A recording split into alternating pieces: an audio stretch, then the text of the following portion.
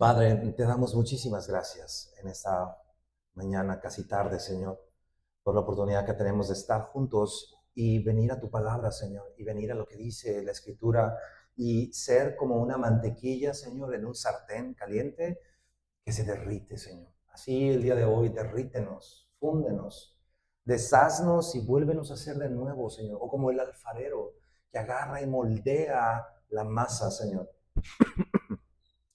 Y si es necesario, Señor, el alfarero saca su navaja y corta y quita, o toma una pequeña esponja con agua delicada y lava y decora y perfecciona, Señor, lo que tú estás haciendo en nuestra vida. Así el día de hoy queremos estar delante de ti, Señor. Moldéanos, ayúdanos a enfocarnos totalmente en ti y en lo que dice tu palabra. Ayúdame, Señor, a mí a poder dar sentido correcto y poder salir con un mejor entendimiento de ti, Señor.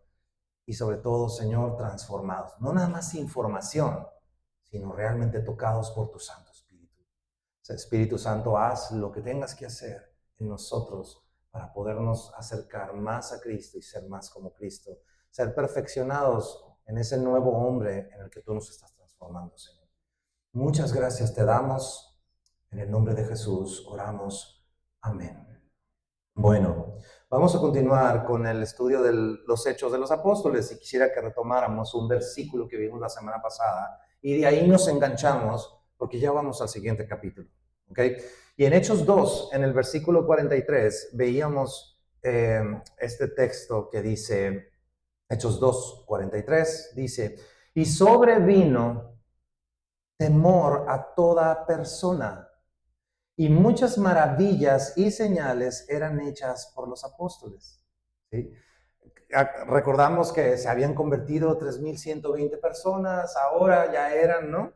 Y dice que perseveraban, ¿se acuerdan que veíamos todo esto? Y luego después de eso viene este versículo donde dice que muchas maravillas y señales eran hechas por los apóstoles. Ahora, si recordamos un poquito, hablamos de que a veces como creyentes tenemos la idea en nuestra mente de que la iglesia deberíamos de ser como la iglesia primitiva, sí o sí, ¿no? Y mantenemos bajo esa misma idea que la iglesia de esos entonces era milagro tras milagro, tras milagro, tras milagro, tras milagro, tras milagro.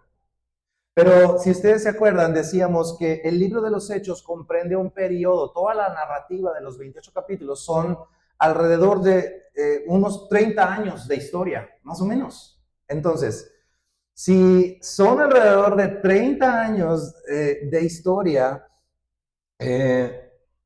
y agarramos la cuenta de los milagros que están ahí explicados en la Escritura, nos vamos a dar cuenta que son alrededor de como unos 30 también. Y no todos son grandes milagros ruidosos, de esos que salían en el periódico, como el que vamos a ver ahora. Sino que también estamos considerando milagros que son muy privados, como una visión que tuvo Pedro, donde Dios le dijo, déjate de cosas con la comida kosher judía, come de todo porque todo lo ha santificado el Señor. Entonces, más o menos, si agarramos toda la cuenta de milagros que están explícitos en Hechos y lo repartimos entre el periodo de tiempo, más o menos da un milagro por año, ¿no? Entonces, es posible que haya habido años enteros sin un solo milagro en ese periodo. Entonces, no es tanto que la iglesia tiene que estar milagro tras milagro, tras milagro, tras milagro. Hay años, como decimos, como lo estoy mencionando, en que hubo 0 milagros. Y sabes, a pesar de que no había milagros, entre la gente seguía habiendo personas enfermas, personas muriendo, personas con necesidades de todo tipo, con grandes problemas, medianos problemas y pequeños problemas. Pero este texto dice que los discípulos hacían muchas señales y maravillas. Y yo me preguntaba, ¿cuánto es mucho? ¿Cuánto es mucho? Y sabes, el texto original no da una respuesta, pero sí indica que obviamente eran lo suficiente para ser visible, para ser notorio. Tenían que haber sido muy constante y muy seguido. Oye, Gus, si esto no está negando lo otro que estás mencionando, parece contradictorio, ¿no? No, de hecho lo refuerza. ¿Por qué? porque no debemos perder de vista que va naciendo apenas la iglesia. Y Jesucristo le encomendó a los 12, a los apóstoles, la misión de ir y ser testigos, comenzando en Jerusalén, en Judea, Samaria, hasta lo último de la tierra. ¿Se acuerdan? Les dijo, van a recibir poder cuando haya venido sobre ustedes el Espíritu Santo, Hechos 1:8, y me seréis testigos en Jerusalén, en Judea, en Samaria. Decíamos como una onda expansiva, como cuando tiras una roca al lago y se van expandiendo las ondas. Así. Entonces, necesitaba la obra de los apóstoles ser confirmada muy evidentemente al principio. Por eso este versículo, y Lucas cuando escribe dice, había grandes señales y milagros, pero después es altamente probable, por lo que narra el libro de los Hechos, que se fueron espaciando, porque ya no había necesidad de tanta confirmación. ¿Me explico? Ahora, mira lo que dice Pablo de él mismo, ya estando en Cristo y andando sirviendo al Señor. Mira lo que dice en Romanos 15, verso 18. Dice, porque no osaría hablar sino de lo que Cristo ha hecho por medio de mí para la obediencia de los gentiles, fíjate esto, con la palabra y con las obras, con potencia de señales y prodigios, con el poder del Espíritu de Dios, de manera que desde Jerusalén y por los alrededores hasta Ilírico, todo lo he llenado con el Evangelio de Cristo. ¿Sí? Ahí está la respuesta. O sea, Pablo está diciendo, yo cuando tenía que llevar el Evangelio a todo lugar, no nada más era con palabra predicada, sino también con potencia de señales y prodigios, porque tenía que ser confirmado.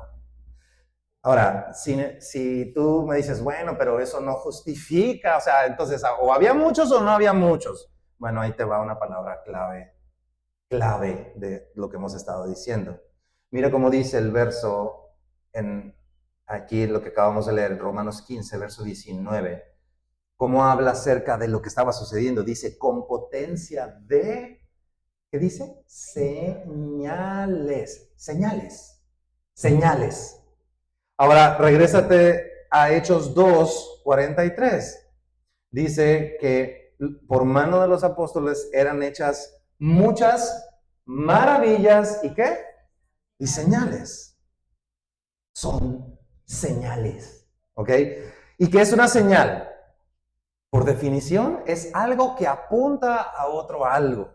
Es como si tú sales aquí y me dices, ¿dónde está el baño? Ah, ve allá donde está la señal, ahí te va a decir para dónde está el baño. La señal no es el lugar. Bueno, yo espero que no hagas del baño donde está la señal del baño, sino que vayas a donde dice la señal, ¿no?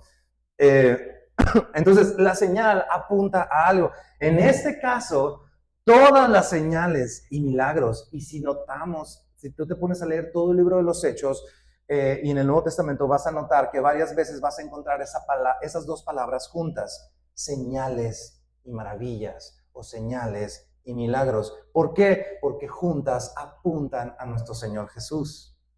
Mira cómo describe el apóstol Juan, que de hecho de hoy vamos a hablar un poco de Juan el día de hoy, y cómo describe esto mismo, ahora Juan, ¿no? Ya vimos Pablo, ahora vemos a Juan, cómo describe esto muchos años después de haber andado con Jesús, de haber visto crecer y nacer a la iglesia, incluso muchos años del episodio que vamos a ver donde Juan anda el día de hoy, el episodio que vamos a ver.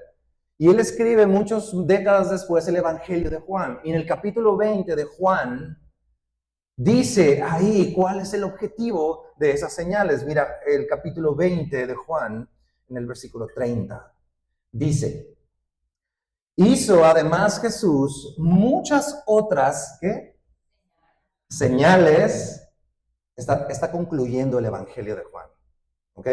Y en su conclusión Juan dice esto, hizo además Jesús muchas otras señales en presencia de sus discípulos, las cuales no están escritas en este libro. Pero estas que están escritas, que se han escrito, dice, estas se han escrito, ¿para qué? Y aquí viene el propósito de las señales. ¿Para qué? creáis que Jesús es el Cristo, el Hijo de Dios. Y número 2, y para que creyendo tengáis vida en su nombre, para que creas y para que tengas vida. Ese es el objetivo de las señales. Y sabes, no hay otro propósito más grande de una señal y una maravilla que Dios haga en tu vida que ese, que creas en Jesucristo y que creyendo tengas vida en su nombre. Porque sí o no, hemos sabido de personas que reciben un milagro del Señor, una respuesta tremenda del Señor, y ya no hay nada en ellos. Simplemente no cayó el 20. De hecho, Jesús decía que muchos se decían sus discípulos y lo seguían a él, pero dice, pero Jesús no se fiaba de ellos. O sea, no nada más andaban con ellos. En el Evangelio de Juan dice que muchos le seguían a Jesucristo, pero dice que Jesús no se fiaba de ellos. Y cuando estudiamos el Evangelio de Juan aquí decimos, uy, pues qué remedio tenemos nosotros y siguiendo a Jesús no se fía de nosotros, pues qué. Pero cuando te pones a estudiar, y lo veíamos en aquel entonces, es porque andaban tras la señal, no andaban tras la palabra de Cristo, no andaban tras Jesucristo, andaban tras sus beneficios, ¿ok? Atrás de la señal. Ahora, volviendo al punto, eran señales, y en ese momento sucedieron con frecuencia y quizá, como decíamos luego, ya no. Y entonces yo me hacía la pregunta, ¿cuándo es que Dios sí decide hacer un milagro en tu vida o en la mía? ¿Cuándo sí? Y me quedé patinando ahí buen rato. No, no es cierto. ¿Sabes? Cuando sí decide, cuando Él decide que es lo mejor para su voluntad en tu vida y en la de los demás. En ese momento. ¿Dónde dice la Biblia eso? Bueno, no lo dice tal cual te lo acabo de mencionar, pero lo podemos ver a través de muchas partes en la Escritura. Te pongo un ejemplo de ello. Uno de los más notorios y famosos, cuando Lázaro se enferma y fallece. Acompáñame a Juan 11, verás. Está muy interesante cómo Jesús se movió ahí. Juan 11, verso 3. Dice, enviaron pues las hermanas de Lázaro para decir a Jesús, Señor, he aquí el que amas, Lázaro, está enfermo. Oyéndolo Jesús dijo, fíjate lo que dijo, esta enfermedad no es para muerte, sino para gloria de Dios, para que Dios sea glorificado.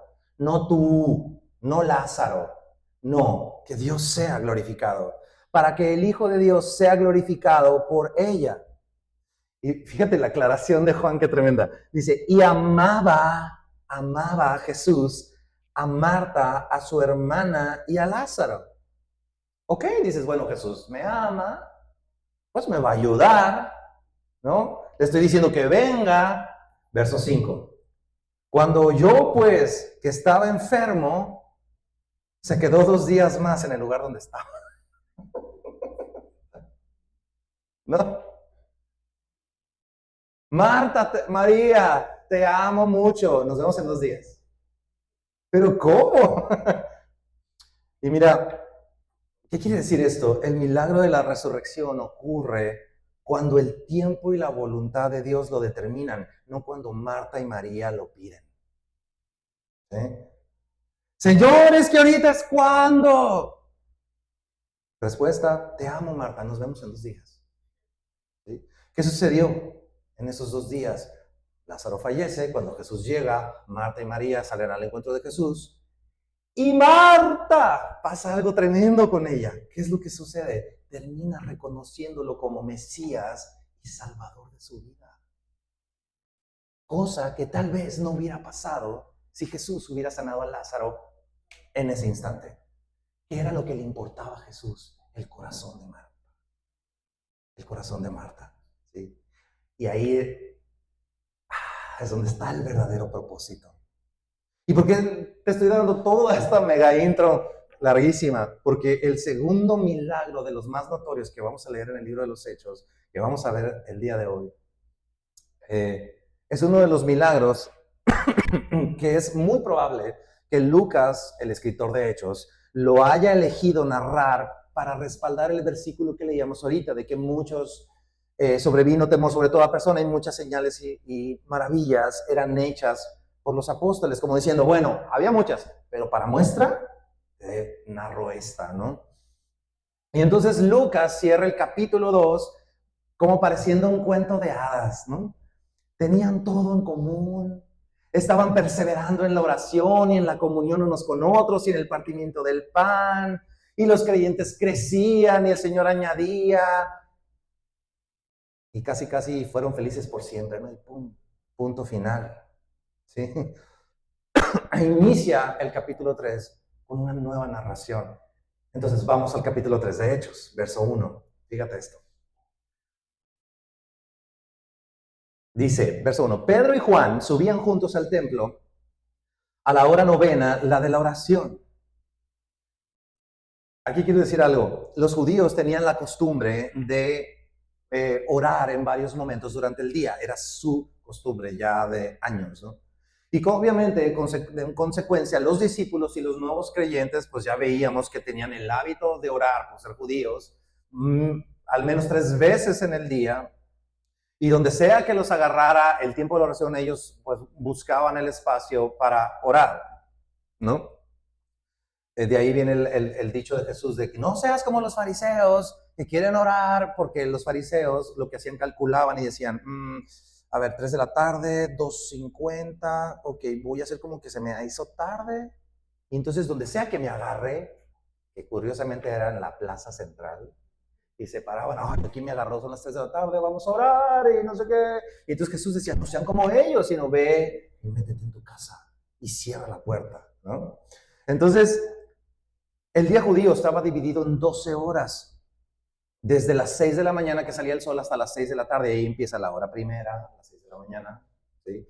La hora tercera, a las 9, la hora sexta, que era el mediodía, eran a las 12, y la hora novena eran las 3 de la tarde, ¿no? Y me llamó la atención esto, que curiosamente Pedro y Juan van a orar a la hora novena, y si tú te vas a Mateo 27, es el momento en el que Jesús dice, Padre, ¿por qué me has abandonado? ¿Sí? Como si ellos todavía trajeran en ellos un poco el embargo de los eventos que habían pasado con Jesús, y dicen, creo que es el mejor momento para subir a orar, y van y oran a esa hora, ¿no? Ahora fíjate esto, verso 2. Y era traído un hombre cojo de nacimiento, a quien ponían a la puerta del templo que se llamaba La Hermosa, para que pidiese limosna de los que entraban en el templo. Cuando vio a Pedro y a Juan que iban a entrar al templo, les rogaba que le diese limosna. Pedro, con Juan, fijando en él los ojos, le dijo, míranos. Entonces él les estuvo atento, esperando recibir de ellos algo. Mas Pedro dijo, no tengo plata ni oro, pero lo que tengo te doy. En el nombre de Jesucristo de Nazaret, levántate y anda. Impresión. Y quisiera que notáramos algunas observaciones. Ya les he dicho muchas veces que tenemos que observar el texto, ¿ok? Entonces vamos a hacernos algunas preguntas de entrevistador. A ver, ¿quién? ¿De quién estamos hablando? Hay un hombre cojo, que no puede caminar. Y dice que es de nacimiento. De hecho, dice la Escritura en el siguiente capítulo, en el capítulo 4, verso 22, mira, capítulo 4, 22, dice, ya que el hombre en quien se había hecho este milagro de sanidad, y spoiler, ya nos dijo que fue sanado, dice, tenía más de ¿qué? 40 años. Entonces, si es cojo de nacimiento, tenía 40 años sin poder caminar. De hecho, él no aprendió a caminar nunca. Me llama la atención que aquí en el CRIT tienen unos sistemas como si fueran de Iron Man, unos robots donde se mete a los niños y la computadora les ponen una pantalla y se va moviendo una pelota.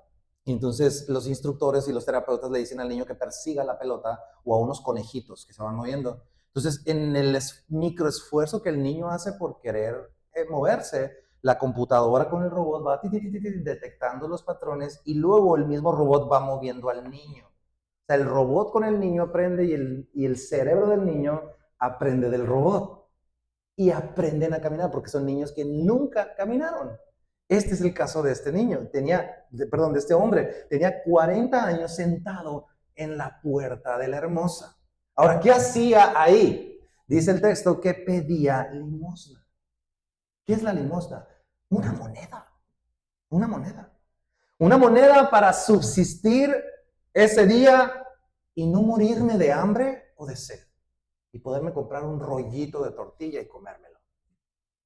Una moneda. Era lo que hacía. Ahora, ¿por qué estaba ahí? Esa es otra pregunta. ¿Por qué? Porque las personas lisiadas por la ley judía y por las leyes que había del templo, que en general ya habían sido revocadas por Cristo, pero pues los judíos ni por aquí lo tenían, no podían entrar al templo a orar. Tenían que dejarlos ahí afuerita. Entonces, no los dejaban allá afuera, por eso estaba en la puerta de la hermosa. Y yo me quedé pensando, quizás esta condición a él le hacía sentirse rezagado, menospreciado, en desventaja, sin poder orar a su Dios en el templo como debía ser, porque tal vez en su mente ni por aquí pasaba Cristo. Y muy posiblemente por su condición, lo que hacía es que ni siquiera podía mirar a la gente a los ojos. De hecho, es muy posible que él pedía limosna y hacía así. ¿Por qué? Porque precisamente cuando llegan Pedro y Juan, dice que les ruega por una moneda, como diciendo, una monedita, por favor, ¿no? Y Pedro y Juan conectan con él y le dicen, ¡hey! Míranos, míranos. Y llama la atención también otra observación. Qué contraste estar en una vida donde eres cojo, una vida miserable, sentado a la puerta, la hermosa. Vida miserable, sentado en la puerta, la hermosa. Qué contraste. ¿Sabes? Porque a veces podemos estar así, rodeados de tanta belleza, de tanta hermosura, de tanta cosa buena, pero con una miseria por dentro en tu interior, en nuestra vida, o de tal manera que incluso en esa miseria nos conformamos con una moneda, dame una moneda. Pero llegan los peros del Señor, ¿no? Como en Efesios 2, que dice, pero Dios, que es rico en misericordia, por su gran amor con que nos amó, aun estando nosotros muertos en nuestros pecados, nos dio vida juntamente con Cristo. ¿Sí? Y juntamente con Él nos resucitó y nos hizo sentar en los lugares celestiales con Cristo Jesús. Y así le pasó a este cojo. Entonces, pero llega Pedro y Juan y le dicen, míranos, no tengo oro, no tengo plata, pero tengo algo mejor. Y quiero decirte algo, qué manera la Escritura de representar en la figura de este hombre a todos nosotros aquí. ¿Por qué? ¿Sí o no? Porque, ¿sabes? Nosotros somos personas que podemos estar en una vida insatisfecha, incapacitada, limitada, vacía, en desventaja, enfermos, nos sentimos separados de Dios, como el cojo que no podía entrar al templo a hablar con el Señor. No, es que yo no puedo orar porque me siento lejos del Señor. Y yo aquí en la puerta me quedo afuerita, ¿sí? Esperando también dentro de nosotros una mugrosa moneda, algo terrenal para poder satisfacer lo que nosotros creemos que necesitamos. Personas que estamos buscando lo que consideramos que es bueno para nosotros. ¿Sí o no? Y tengo una pregunta para ti hoy, el día de hoy. Un poco como la que sucede aquí. Si Dios a ti se te imagínate, por favor, mediten esto, imagínate que hoy, ahorita, el Señor se te apareciera, ¡pum! Y te dice, como le dijo al rey Salomón, el hijo del rey David, le dice, y Dios te preguntara, así como a él, en este momento, en este instante te preguntara y te dijera, ¿Qué necesitas? ¿Qué quieres? ¿Qué contestarías? ¿Qué le preguntarías? ¿Qué le dirías así? ¿Qué le pedirías? Señor, es que ayúdame porque estoy endeudado hasta el gorro. Libérame de mis deudas. Señor, es que mi enfermedad, mi achaque, Señor, es que mi esposa, Señor, es que mi carrera, no sé qué elegí, qué voy a hacer, ayúdame, es que mi vida. Y el Señor te contesta y te dice, no tengo eso que me estás pidiendo, pero tengo algo mejor. La solución al problema principal de tu vida, ¿cuál es? Tu salvación. Y te dices, bueno, o sea, sí, pues. O sea, sí, bueno, claro. Pero es que también necesito esto otro. Y sabes, a veces así estamos. De repente, en nuestra humanidad tendemos a demeritar, diluir y quizá hasta menospreciar el mejor regalo, la mejor dádiva que el Señor puede darnos a ti, a mí, a tu vida, la mejor dádiva. Y cambiamos eso mejor por un mugroso plato de lentejas. ¿Sí? Por una moneda. Y, ¿sabes? Dios no nos va a dar lo que nosotros queremos o lo que le pedimos o lo que esperamos, sino lo que Él tiene para nosotros, que es mejor. Es como la mujer samaritana en el pozo. ¿Se acuerdan? Ella iba y sacaba agua, ¿sí? Y en eso se encuentra con Jesús y Jesús le dice, dame de beber. Y la mujer le dice, no, ¿cómo me estás pidiendo agua si nosotros no estamos medio, o sea, no se acostumbra así? Y Jesús le dice, si tú supieras quién te está pidiendo agua, ¿sí? En realidad tú me pedirías a mí y yo te daría agua viva. Y la mujer le dice, agua viva, bueno, yo quiero de esa agua, mejor dame de esa agua. Y si te fijas, mientras Jesús se está manifestando a ella todavía está enredada en sus cosas terrenales. Y así podemos estar tú y yo nosotros hoy, ¿sí? Buscando la solución del aquí y el ahora. Y no te das cuenta que el problema más grande que tú y yo tenemos es estar con el Señor. ¿Sí? Es nuestra comunión con Él. Ese es nuestro mayor dilema. Y Jesús ya lo resolvió. Y hay, paralelo a la historia de este hombre paralítico, está la historia, la podemos poner en paralelo o en contraste, la historia precisamente del rey Salomón. El que te decía ahorita que pidió al Señor y él lo que dijo es, Señor, dame sabiduría para dirigir a este tu pueblo. Y Dios le dijo, excelente, concedido, te lo doy. Y es más, como no me pediste oro, paz con tus enemigos, ganarle a tus enemigos, victorias, todo eso que no me pediste, te lo voy a dar. ¿No? Y el Señor le concedió un montón de cosas. Pero quisiera que meditáramos en esto. Salomón, y te pones a leer su historia en los reyes, te vas a dar cuenta que no ha habido un rey tan lleno de tanta grosura como él. ¿Sí? Lo tenía todo. Y cuando pasan los años y se vuelve viejo, reflexiona varias cosas que el Señor decidió dejarnos a ti y a mí. Acompáñame al libro de Eclesiastés, en el capítulo 2. Y te quiero contar esto para contrastar esa búsqueda en la que tú y yo a veces estamos buscando cuando tenemos al Señor, que lo tiene todo y lo puede todo. Mira esto, Eclesiastés 2, versículo 1. Es Salomón hablando. Mira esto. Dije yo en mi corazón, dice Salomón, ven ahora. Te lo dijo a sí mismo, ¿ok? En su corazón. Ven ahora, te probaré con alegría y gozarás de bienes. ¿Sabes? Este cuate tenía todo lo que tú puedas imaginar que produce alegría. todo. Bienes al por mayor, dice, gozarás de bienes. Te pones a leer, bueno, ahorita vamos a ver un poquito. Bosques, o sea, ¿cuál jardincito y petunia ahí?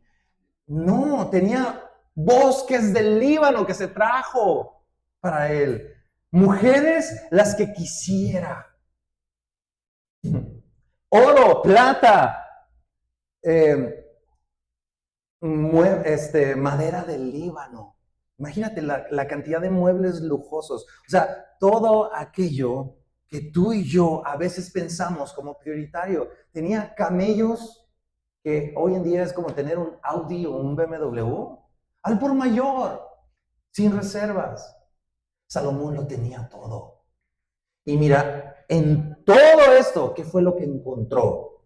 Continúa el verso 1, dice, mas he aquí, esto también era vanidad. ¿Y qué es vanidad? Algo vano, es decir, vacío, hueco, ¿sí? Sin nada. Verso 2, a la risa dije, enloqueces, y al placer, ¿de qué sirve esto? Mira todas las posibilidades de este hombre para darse a cualquier placer que le placiera. Pero mira la respuesta, termina diciendo él, ¿de qué sirve? Verso 3, propuse en mi corazón, como que hubo un día que dijo, a ver, vamos a darle con todo así. Propuse en mi corazón agasajar mi carne con vino y que anduviese mi corazón en sabiduría, con retención de la necedad, hasta ver cuál fuese el bien de los hijos de los hombres, en el cual se ocupan debajo del cielo todos los días de su vida. O sea, dijo, ¿sabes qué? Vamos a darle, pero me voy a poner a ver por qué hacemos todo lo que hacemos y nos afanamos con todo lo que nos afanamos. Verso 4. Engrandecí mis obras, fíjate esto, edifiqué para mí casas, planté para mí viñas, me hice huertos y jardines y planté en ellos árboles de todo fruto. ¿Quieres maracuyá? Ahí hay. ¿Quieres fresas? Ahí hay. ¿Quieres papaya? Ahí hay. ¿Quieres de todo? Compré, verso 7, siervos y siervas, y tuve siervos nacidos en casa. También tuve posesión grande de vacas. ¿Cuál rancho? El 17. Y de ovejas, más que todos los que fueron antes de mí en Jerusalén. Wow. Me amontoné también plata y oro y tesoros preciados de reyes y de provincias. Me hice cantores y cantoras de los deleites de los hijos de los hombres y de toda clase de instrumentos de música. Este cuate decía, ¿sabes qué? Ya me aburrí del bosque. A ver, orquesta, quiero una orquesta para mí, vámonos. Ya me aburrí de la orquesta, ahora quiero una alberca. Lo tenía, mares. No sé si han visto una caricatura de Disney que se llama Las locuras del emperador, y que el cuate dice, verás, les voy a enseñar cómo todo el mundo está a mi comando. Y le dice, chef, y traen los dedos y vienen con un montón de comida.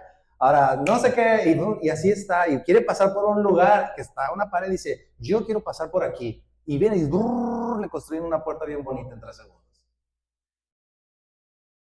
Así Salomón lo tenía todo para llenar cualquier vacío en su corazón, todo, todo. 9, verso 9.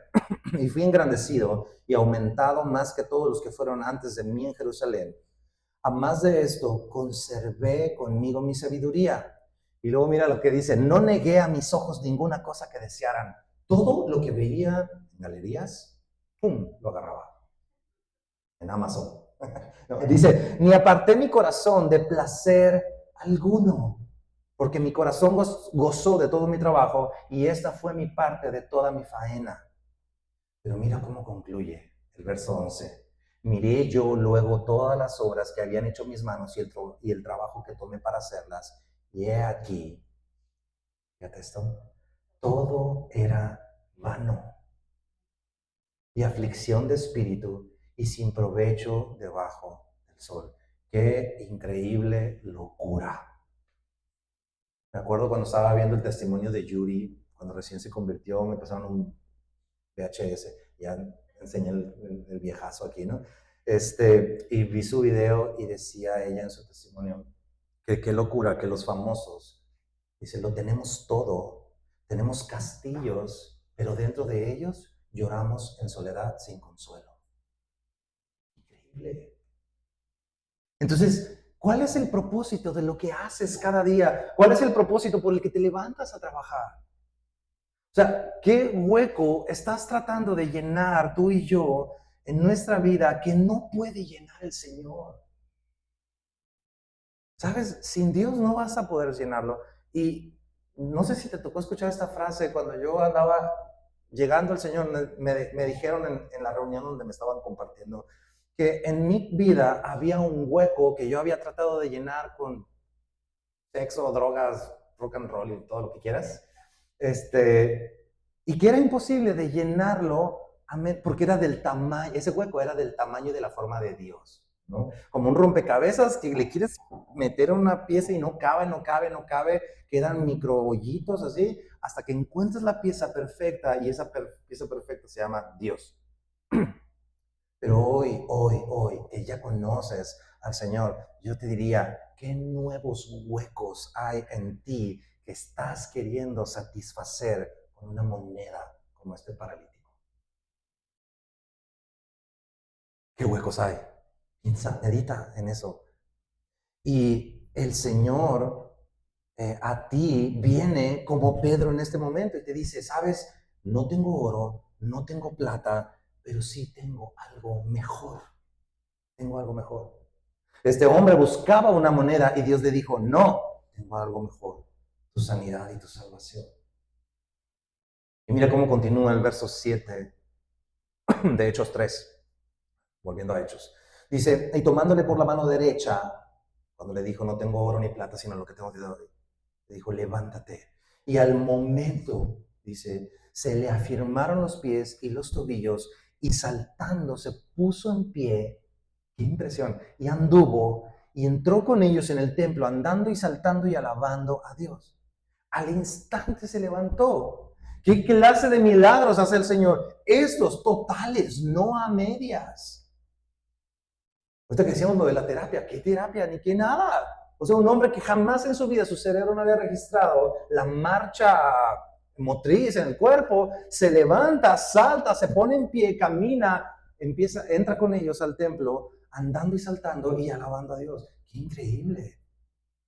Mucho mejor que una moneda mugrosa para subsistir ese día. Esa tarde, para ese hombre, no hubo dinero. No tuvo una moneda con que comprarse un pan de pita para comer, un pan sin levadura. No hubo monedas, pero recibió lo que Dios sí tenía para él. Y eso fue suficiente. Fue suficiente. Verso 9. Y todo el pueblo le vio andar y alabar a Dios. Y le reconocían que era el que se sentaba a pedir limosnas en el templo, a la puerta del templo, la hermosa. Y se llenaron de asombro y espanto por lo que le había sucedido. Y la historia de este momento concluye, ¿no? Concluye en el sentido de que este hombre recibió lo que era mejor para él. Y sabes, lo que Dios tiene para ti, lo que Dios tiene para ti es mucho más importante que cualquier cosa que tú y yo podamos estar esperando o pensando que es lo mejor para nosotros. Este hombre tenía 40 años esperando siempre recibir una moneda. Y bueno, finalmente, sin saberlo, sin esperarlo, estando acostumbrado a esa monedita diaria, en vez de una salud completa o a su salvación, no solo sana, porque aquí dice lo que acabamos de leer, sana, pero vamos a ver que en los siguientes versículos, que aunque la escritura no dice literalmente que este hombre creyó, sí narra síntomas de un creyente, porque entró, siguió a Juan y a Pedro, empezó a caminar con los discípulos como los nuevos creyentes, a escucharlos, a alabar a Dios y a dar testimonio de lo que Dios hizo con él. Y tal vez podemos decir, bueno, pero pues es que él también recibió como que su paquetito terrenal. O sea, sí, fue salvo, conoció al Señor, y lo que tú quieras, pero a él le dieron combo completo. O sea, traía también sanidad. ¿Y yo para cuándo? ¿Cómo dicen? ¿Y la Cheyenne? Y la Cheyenne. Y tengo algo que decirte al respecto. No desesperes. No desesperes. Dios sabe cuándo y cómo. ¿Ok? Recuerda que Él nos va a dar lo mejor en el momento correcto. Somos suyos. Y mira, no quiero desilusionarte, pero el milagro puede tardar 40 años. Este hombre tardó 40 años. Si Dios lo considera así, así será. Si va a ser instantáneo, es decisión del Señor, no es tuya ni mía. No podemos pujar y ándale, Señor, y doblarle la mano al Señor. No, no podemos manipular al Señor. No podemos pararnos y decir decreto a los 4 vientos de Hermosillo y amarro y desarmo. No, no se puede. Es brujería eso. No se puede. Y déjame decirte otra cosa terrible que yo dije, wow, ¿cuántas veces pasó en los últimos 40 años Jesús por ese mismo pórtico y no lo sanó? No lo sanó. Jesús pudo haber pasado por el pórtico de la Hermosa en la visita al templo y este hombre le dijo, una moneda, y allá va Jesús y no le dio ni una moneda, ni lo sanó, ni lo peló, ni nada. Como con Lázaro, te amo, nos vemos en 2 días. ¿Sí?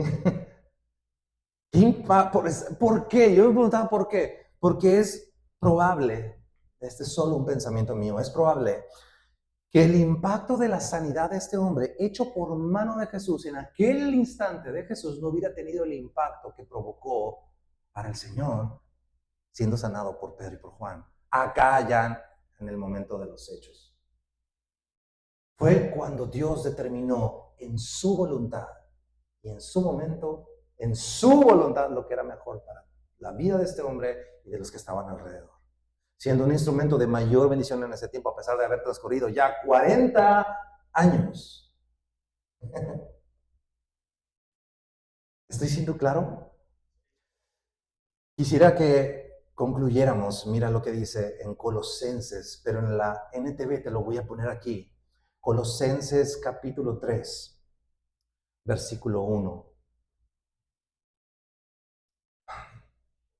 ¿Ya está?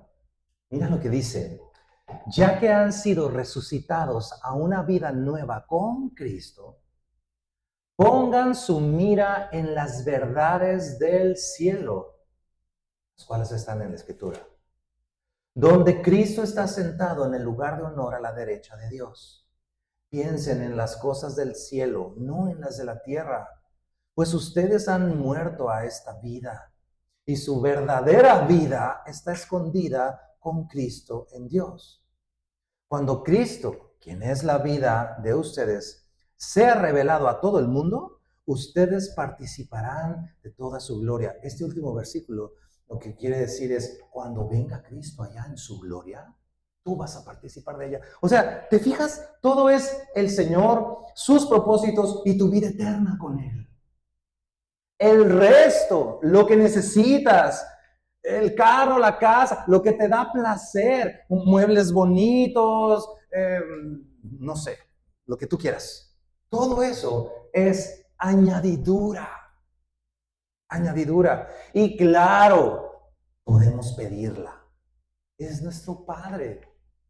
Es nuestro Padre. Tú puedes decirle, Señor, como que ya hace falta aquí algo, ¿no? Algo nuevo.